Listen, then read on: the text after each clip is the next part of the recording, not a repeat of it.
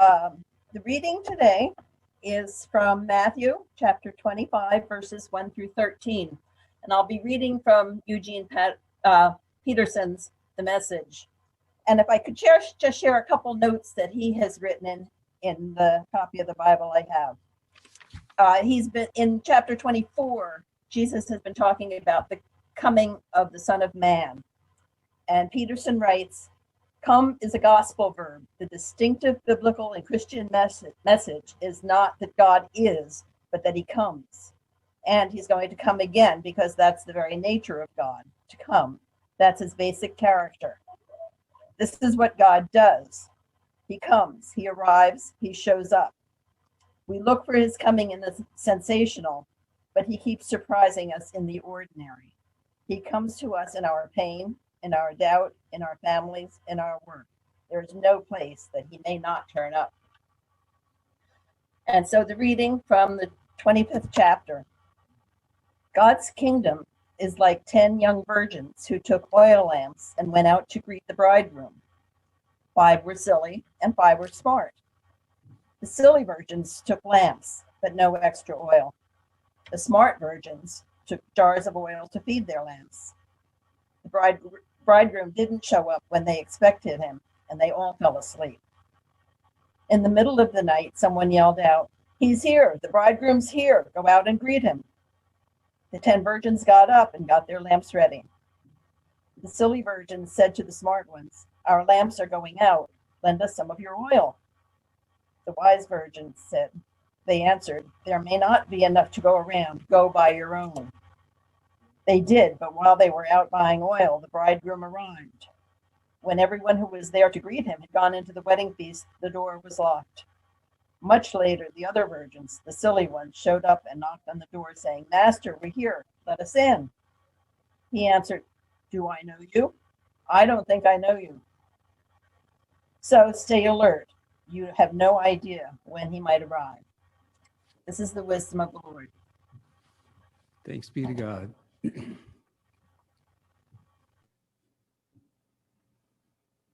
When I go out and take pictures, I feel alternatively like a hunter and a fisher. The hunter stalks its prey. Just yesterday, Friday out at Spencer Island, I heard the sound of an eagle, and I had to stalk it, go very slowly, quietly, and not thinking of anything. Then sometimes I feel like I'm like a fisher, because if I want to find the otters, I have to go out to a place where I know they probably will show up and sit there and wait and wait and wait, and at the same time, not thinking of anything. Lessons in awareness, the practice of awareness. Gospel text for this morning is also about awareness. The parable of the 10 bridesmaids is an allegory on watchfulness. 5 of the 10 bridesmaids were prepared for the coming of the groom, and 5 were not. There is an eschatological element to this, for they were waiting for Jesus to come again. There's always some danger in this spirituality, in that if we're waiting for something that we think we know, and we know exactly when it's going to come and exactly what it looks like, we'll be like the guy in the boat who waited for God and ignored the helicopter and the boat and anything else. So I like to think of this as more of an allegory on watchfulness. And as Florence just read in the previous chapter, that God will come when God will come, and God can come in many ways. And we need to be watchful. The word in Greek is Gregorio, which literally means to watch, and subsequently to pay strict attention, active attention, like standing watch. Attention, being watchful, aware. Elsewhere in the Bible, it's about seeing.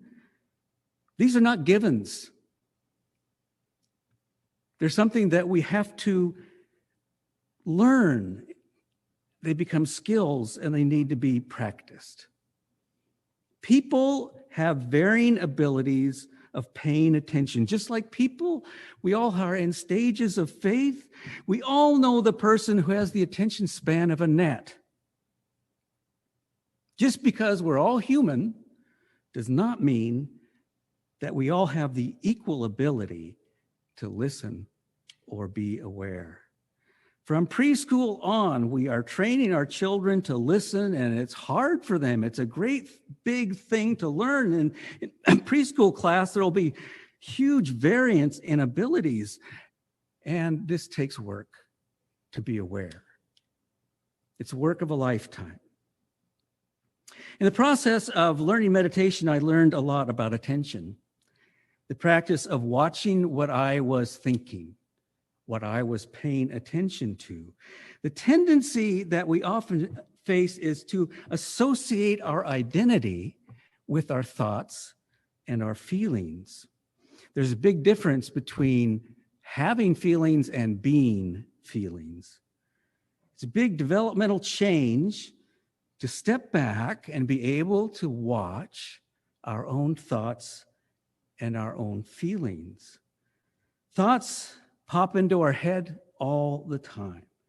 And the practice is not to vanquish them, it is to see them, but not to grasp them, to experience them, but not to identify with them. I think we all know what it's like. You're trying to go to bed one night and you can't get something out of your head. I can imagine myself getting into thinking about what I will be preaching next, and I will start making an outline in my head, and you never go to sleep. We are all build our different stories about these feelings and thoughts. I think it's particularly true when it involves a grievance. We build a story about what's happening between ourselves and another person, and we go over it and over it in our heads, and we indulge it to the point where we know it's true. And in this world, we end up with alternative facts. We all remember alternative facts, right? Which are not really facts, but the result of over-ruminated thoughts and feelings. And eventually, what we have in our world a lot today is, you have your truth, and I have mine. In reality, they are our thoughts and feelings. And after this, what happens is the truth becomes what we want it to be rather than what it is. The beginning of spiritual watchfulness is to beware of ourselves and why we think the way we do, why we have feelings the way we do, to be able to step back and be attentive of ourselves so that we can be attentive of other people, and then become more aware of what's happening in the world. The beginning of watchfulness is in ourselves. Socrates said, "Know thyself." And this is where it starts, to be able to see ourselves with some detachment, to be able to watch ourselves, evaluate our feelings and our thoughts. So we may be in an argument with somebody and be able to step back and say to ourselves, why am I so angry? I'm not anger. I don't have to be.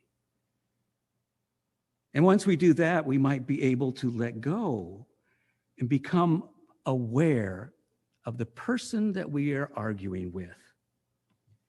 When we identify ourselves with thoughts and feelings, there's little room for the Holy Spirit to move us. And we will be like the 5 bridesmaids who were unprepared, imprisoned by our own ruminations and drained of any ability to be aware. Lacking this, what often happens and what it often leads to is narcissism. With narcissism, my thoughts and feelings are not just my reality, but they become the only reality, a la Donald Trump. You know, Trump was elected because many people heard themselves in him. He even talked like them. I don't know about you, but Trump's way of speaking just drove me nuts, still does. A hodgepodge of disjointed words and phrases, sentences that don't go anywhere, scattered thoughts and references, name calling and lying, and you're always trying to figure out what he's really saying, but underneath it all, you know what his feelings are. Too many times it's about anger, resentment, and hate. His view of the world, events, either in his household or in the world, are always viewed from what's in it for him. His followers, I believe, relate to that, both in manner of communicating and underlying emotion, and they mirror an inability to self-reflect the way I have described. An extreme version of this, I think, is when people are survivalists, who are preparing for the end of the world by digging bunkers and preparing for themselves regardless of anybody else. Does anyone remember the movie, The Book of Eli, that was with Denzel Washington? It was a post-apocalyptic dystopian world about a man who was blind, who had special powers. Of course, this is Hollywood. You have to have special powers. And he came into the world where literally everybody was out for themselves.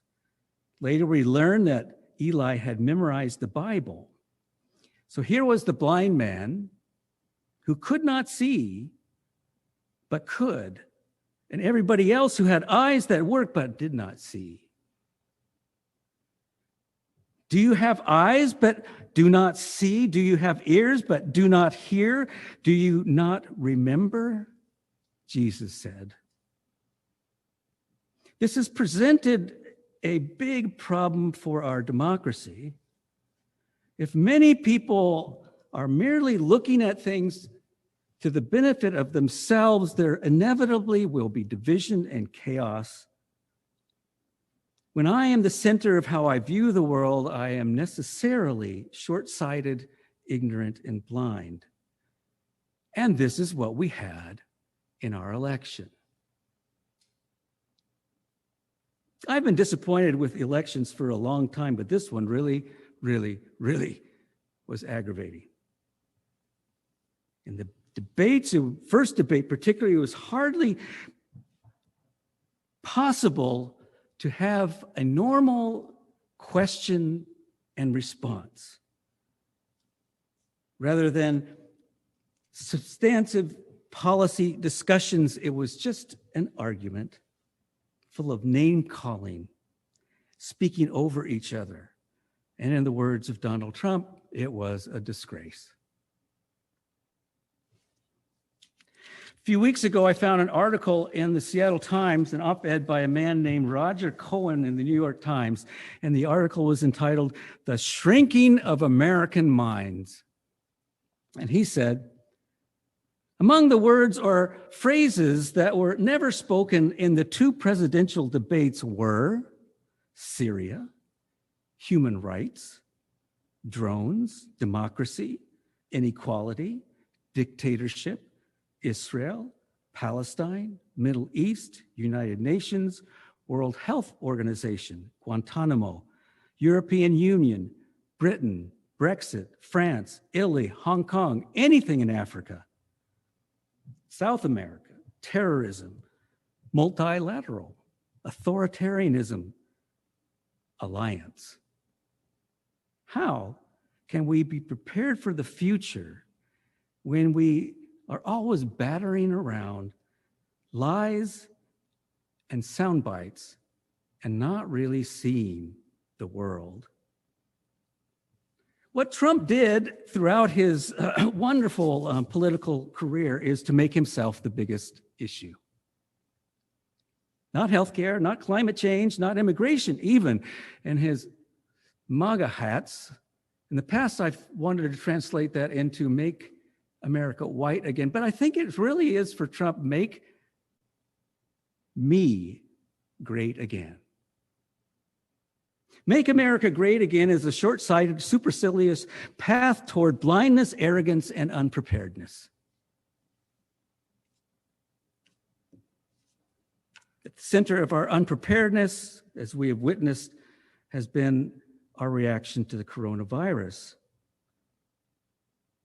I had hoped that the coronavirus would become a wake-up call for us to become more aware and watchful of the world we live in, to see the fundamental interrelatedness of life, to wake up, to see, to become watchful, to become like the 5 bridesmaids who are prepared. Are we aware and do we understand that more pandemics are possible? Are we willing to listen to scientists who will tell us that viruses are connected to their environment and human activity in the environment? For example, the intermingling of wild and domestic animals in what are called wet markets. Viruses are affected by the changes in the environment by climate change. If we don't deal with climate change, there will be more pandemics. If we want to have a healthy economy, we have to deal with the disease and climate change. This is the kind of attentiveness we need.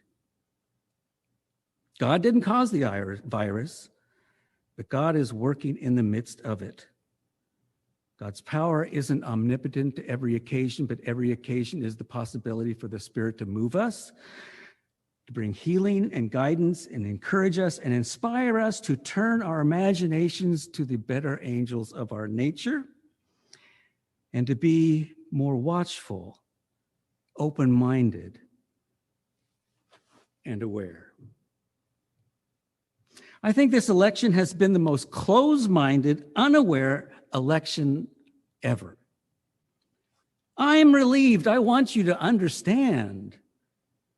I am relieved by the results of the election. The most important thing was accomplished. We got rid of a virus. I remain concerned that American minds are shrinking.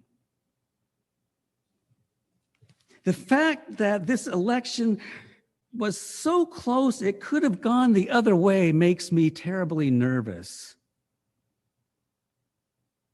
The fact that over 70 million people voted for Trump, many, again, evangelical Christians, I'm utterly astonished and alternatively enraged and depressed. It reveals an America that is not watchful, not attentive, and not prepared. I think our freedom has become the freedom to be unaware and ignorant. Our greatest sin is that of the 5 bridesmaids being unwatchful and blind, being sightless in the face of a complex present, unreflectively following emotions not based in fact, making us fully unprepared for the future. Guilty of embracing the world we believe in rather than the world as it is, of a bigoted solipsism and naive collective unawareness, taking individualism to the brink of vanity and conceit.